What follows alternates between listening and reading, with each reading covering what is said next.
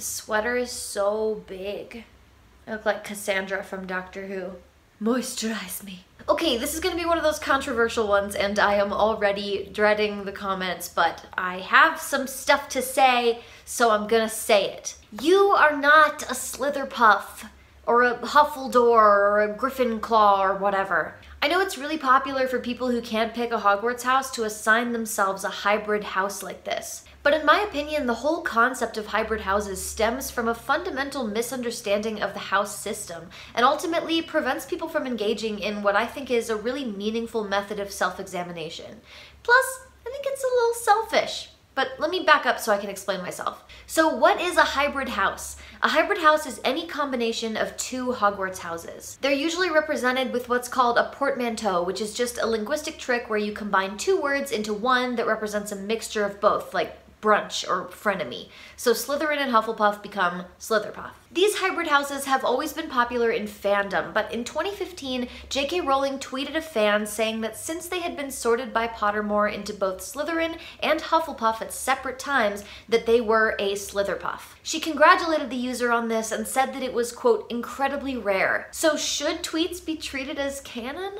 That's a larger conversation, but in this specific instance, I'm going to argue no, and here's why. First, taking it completely literally, the logistics would just be so screwy. Your house determines your dorm room, what professors you report to, what house you earn or lose points for, even the colors of elements of your school uniform. The house system at its root exists to organize students, so putting a student into two houses would be an administrative nightmare and just completely defeat the purpose. Second, I believe that what Jo was actually referencing in her tweet is the concept of a hat stall. A hat stall is just any student whose sorting process takes longer than 5 minutes. It happens when the hat is unable to make a clear determination about which house the student belongs in. Jo describes being a Slytherpuff as, quote, incredibly rare, and hat stalls are extremely rare. They only happen about once every 50 years, according to Pottermore. A Slytherpuff hat stall would be someone for whom the hat struggles to choose between Slytherin and Hufflepuff. But even with a hat stall, a decision is ultimately made. A hat stall who ends up in Slytherin isn't a Slytherpuff, they're a Slytherin. Earlier I said that I think hybrid houses stem from a fundamental misunderstanding of the house system.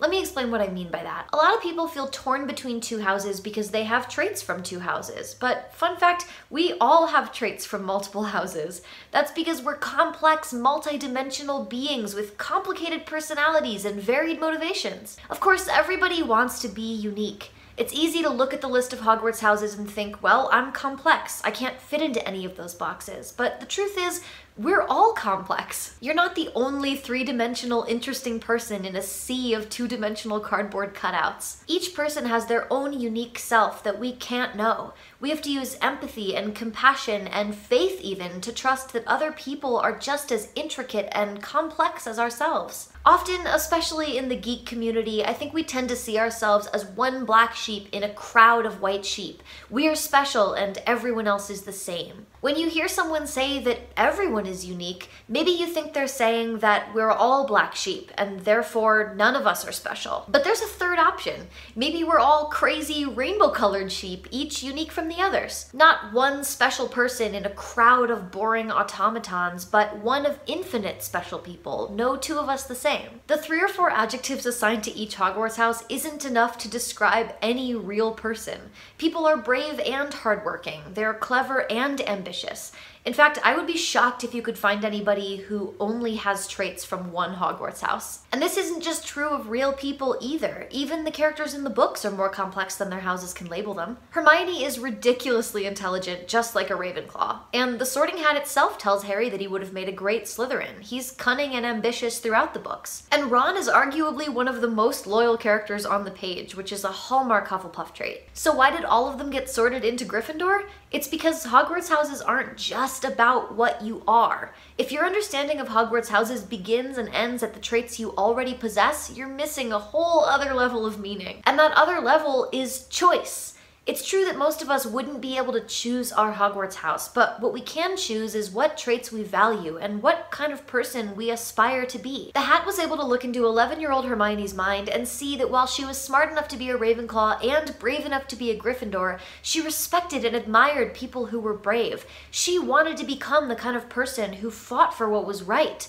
That's why it put her in Gryffindor. The house system isn't just about who you are, it's also about who you want to be. And by committing yourself to a Hogwarts house, you're also committing yourself to a certain set of values. Look, despite the inflammatory title of this video, I am not here to tell you how to be a fan. If you want to call yourself a Slytherpuff, then by all means, do it. It doesn't affect me at all. But I think as a fan, choosing a house can be a really valuable method of self-examination. I think it can actually help you figure out what you want from life and where you're going. So I urge you to make a choice. Question your priorities, commit to your values, and subscribe to my YouTube channel so that you can see more videos where I go full Ravenclaw and massively overthink Harry Potter.